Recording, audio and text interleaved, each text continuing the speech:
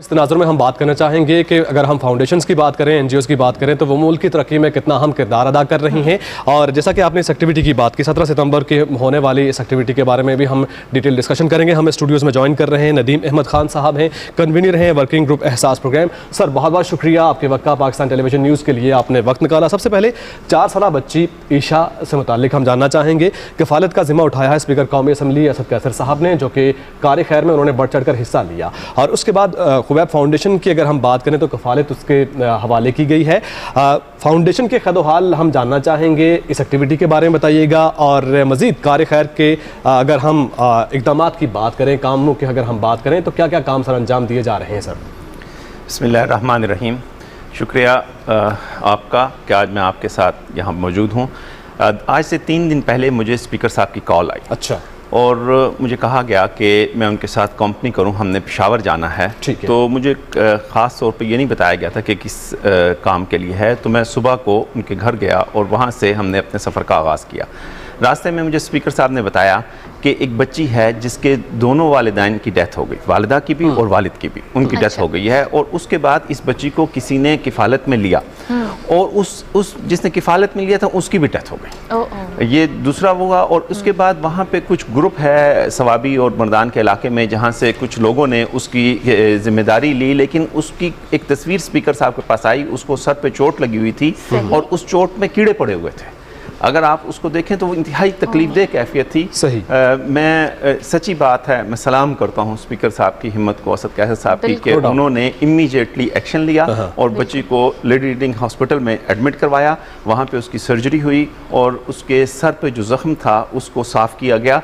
और उसके बाद स्पीकर साहब ने अपनी इंतहाई ज़्यादा मसरूफियात के बावजूद मुझे कहा और साथ हम गए और वहाँ जाकर एक दिन वक्फ किया इस बच्ची के लिए। अच्छा। और वहाँ पर फिर उन्होंने ईशा नूर को हवाले किया कि उसका इलाज के पैसे भी दिए, जिम्मेदारी भी ली। और उसके बाद कहा कि वो खुबैब फाउंडेशन के हवाले की गई। और खुबैब फाउंडेशन के हवाले करने के साथ स्पीकर साहब ने ये कहा कि इसको मैं ज़ाती तौर पर स्पॉन्सर भी करूँगा।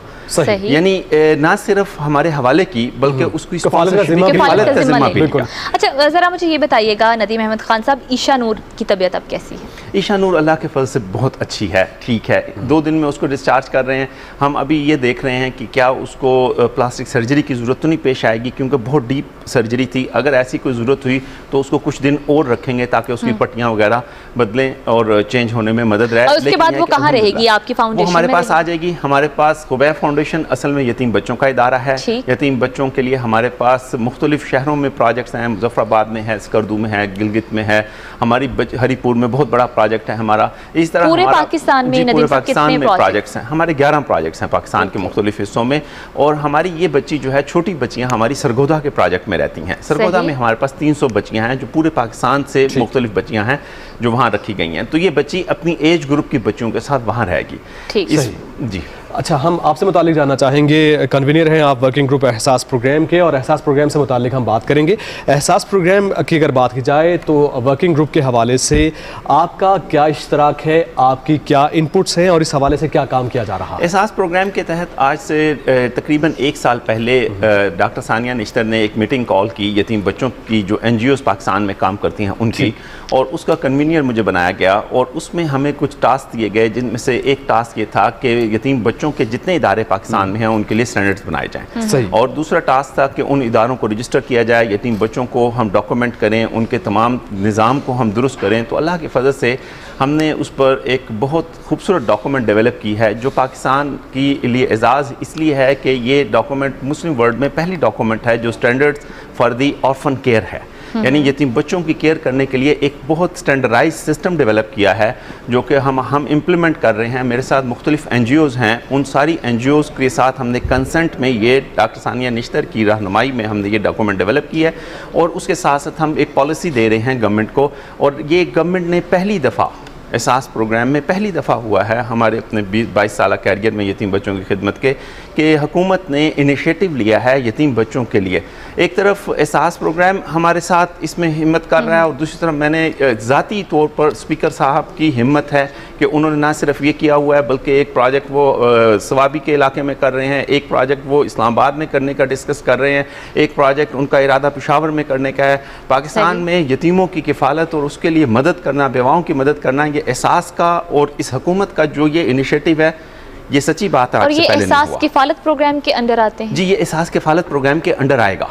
यानी किफ़ालत यतीम का प्रोग्राम है जो कि अभी लॉन्च होने जा रहा है, उसके अंदर ये प्रोग्राम आएगा। ठीक है नदीम साहब, मुझे ये भी बताइएगा कि पाकिस्तान में आपने बताया कि कितने आपकी इस वक्त ऑपरेशन जो हैं ऑफिस फंक्शनल हैं, तुर्की में क्या खिदमत आपकी फाउंडेशन सर अंजाम दे रही है, और ख़ासतौर पर सीरिया का जिक्र, सीरिया में आप क्या काम कर रहे हैं? 2010 से सीरिया क्राइसिस स्टार्ट हुआ और 2010 सीरिया क्राइसिस स्टार्ट होने के बाद वहाँ पर बहुत ज़्यादा, आप सारी दुनिया जानती है कि परेशानी का मामला हुआ और पूरी कौम में से आधे से ज़्यादा आबादी हिजरत कर गई, तो उसमें से 4 मिलियन के करीब लोग तुर्की आ गए।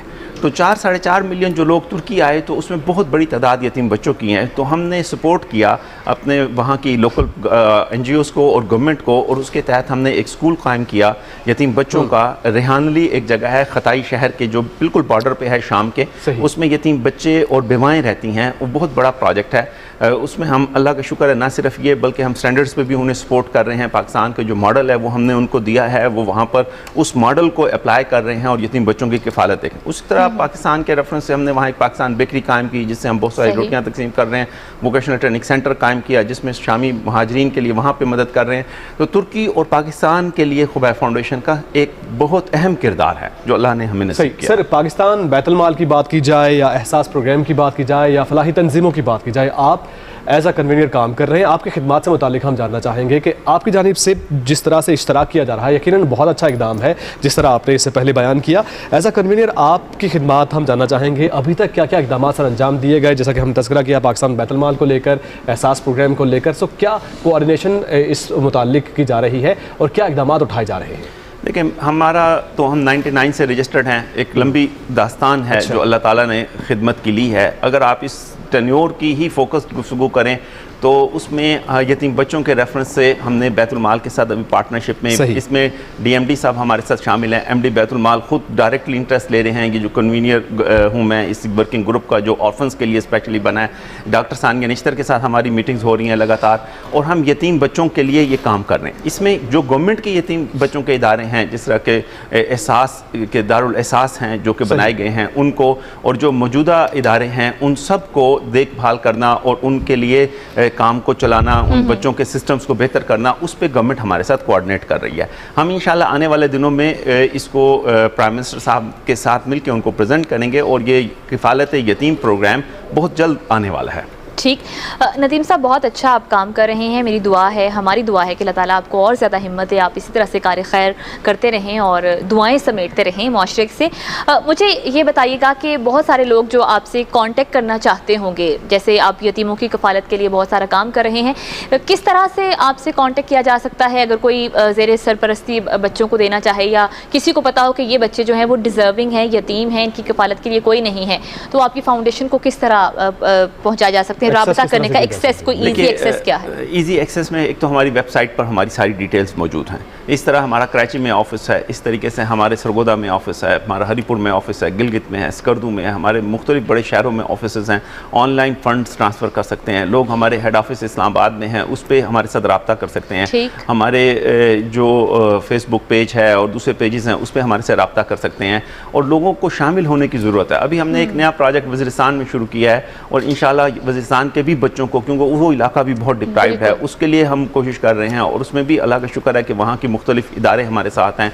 पाकिस्तान आर्मी के साथ हम कोऑर्डिनेट कर रहे हैं। जो बच्चे किसी डी ट्रैक ना हो, हम उन बच्चों को उनको हम मेन स्ट्रीम में लाएं और अपने हम मेन स्ट्रीम एजुकेशन में लाएं। अब हमारे अल्लाह का शुक्र है इस तारीख में जो खुबैर फाउंडेशन की 20 साल तारीख है, इसमें से हमारी 60 यतीम बच्चे और बच्चियाँ तुर्की में पढ़ रहे हैं, जिनमें से कई बच्चियाँ मेडिकल कर रही हैं, कई बच्चे IT में हैं, मुख्तलिफ फील्ड्स में हैं। हमारे यहाँ यहाँ के बच्चे पाकिस्तान आर्मी ज्वाइन कर चुके नदीम हैं। साहब, कोई एज लिमिट भी रखी है आपने कि बच्चे जब आपकी फाउंडेशन को ज्वाइन करें, ये बहुत छोटे बच्चे या बड़े बच्चे बच्चियां जो यतीम हैं वो भी आ सकते हैं आपके हम पास? 10 साल से बड़ा नहीं लेते। अच्छा, 10 ये साल age से limit छोटा है। बच्चा, 10 से कोई बहुत मजबूरी हो तो 12 साल तक चले जाते हैं, ठीक। लेकिन आप चाहे एक दिन का बच्चा हो चाहे कितना भी हो, हम बच्चे को ले लेते सही। हैं और उसको उसकी जिम्मेदारी को। नदीम साहब, आखिर में बता दीजिएगा कि निजी फलाही तंजीमें जिस तरह से काम कर रही हैं मुल्क की तरक्की के लिए ये कितना अहम है, और ऐसे में अगर कोऑर्डिनेशन की बात की जाए तो मौजूदा हुकूमत इस हवाले से क्या इक़दाम कर रही है, हुकूमत की कोऑर्डिनेशन कैसी है?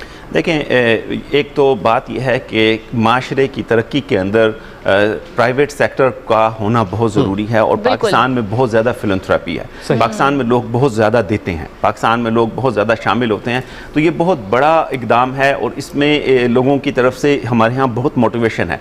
जहाँ तक गवर्नमेंट के साथ कोऑर्डिनेशन है, जैसे मैंने आपको बताया कि एहसास प्रोग्राम के तहत पहली दफ़ा यतीम बच्चों की कोऑर्डिनेशन के लिए एक वर्किंग ग्रुप फॉर्म किया गया, और ये पहली बार हुआ है कि हम इसमें मिल के काम कर रहे हैं। स्पीकर साहब का साथ चलना, जबकि एक दिन पहले आपने देखा होगा FATF की लेजिस्लेशन हुई, दूसरी लेजिस्लेशन हुई, बहुत एग्रेसिवली मसरूफ दिन गुजरा, लेकिन उसके बावजूद स्पीकर साहब ने पूरा दिन एक यतीम बच्ची के लिए निकलना, ये this is something seriousness of the government, कि गवर्नमेंट में इतनी जिम्मेदार पोस्ट पे बैठे हुए एक इंसान ने ज़ाती तौर पर इनिशिएटिव लिया।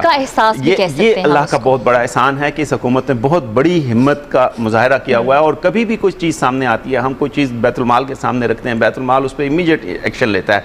इस तरह गवर्नमेंट में मैंने जो भी कोई चीज़ सामने आई है, मैंने रिक्वेस्ट की स्पीकर साहब से, तो कभी आज तक ऐसा नहीं हुआ कि जिस तरह फील होता है, सच्ची बात है कि यतीमों के सर पे हाथ है। सही, बिल्कुल बिल्कुल। बहुत शुक्रिया नदीम अहमद खान साहब, आप इस वक्त हमारे साथ तशरीफ़ लाए, प्रोग्राम के लिए वक्त निकाला। नाज़रीन, हमारे साथ मौजूद थे खुबैब फाउंडेशन के चेयरमैन नदीम अहमद खान साहब, जो कि कन्वीनर भी हैं वर्किंग ग्रुप ऑफ एहसास प्रोग्राम के, और उन्होंने बताया कि उनकी फाउंडेशन किस तरह से पाकिस्तान, तुर्की और सीरिया में काम कर रही है, और ख़ास तौर पर इस बच्ची ईशा के हवाले से भी उन्होंने बताया कि स्पीकर कौमी असम्बली ने अपनी मसरूफियात में से पूरा एक दिन इस कार्य खैर के लिए वक्फ किया, और बच्ची ईशा जिसकी उम्र 4 साल है, जो बहुत ज़ख्मी थी, अब वो खैरियत से है और किफ़ालत का जिम्मा उठाया, और अब वो बच्ची जो है वो खुबैब फाउंडेशन के ज़ेर साया है और ज़ेर कफ़ालत है, ज़ेर सरपरस्ती है। और इसके अलावा ईशा जैसे और बहुत सारे बच्चे जो हैं वो खुबैब फाउंडेशन के साथ हैं, और उनका बेहतर मुस्तकबिल के लिए खुबैब फाउंडेशन बहुत अच्छे से काम कर रही है। और जिस तरह से नदीम अहमद खान साहब ने भी बात की कि अकेले हुकूमत या अकेले कोई फलाही तंजीम इस तरह के काम नहीं कर सकती, उसके लिए बहुत ज़रूरी है जो मुआशरे के ऐसे तबकात हैं, मुआशरे के वो तबकात जो कि जिनको मुखय्यर हजरात कहा जाता है, उनका हिस्सा डालना इस तरह के कामों में बहुत ज़रूरी है, क्योंकि अकेले कोई भी काम नहीं किया जा सकता। इसमें जितने ज़्यादा लोग पार्टिसिपेट करेंगे उतना ही ज़्यादा हम देखेंगे कि हमारे मुल्क में गुर्बत का खात्मा होगा। जो वो लोग जिनको बुनियादी जो ज़िंदगी के हुकूक हैं वो नहीं मिल सकते, तो हमारी और आपकी कोशिश से मिलकर वो ऐसे तबकात, वो ऐसे लोग जिन तक ये तमाम ज़रूरियात नहीं हैं, उन तक भी पहुँच पाएंगी। तो नेक काम करते रहिए।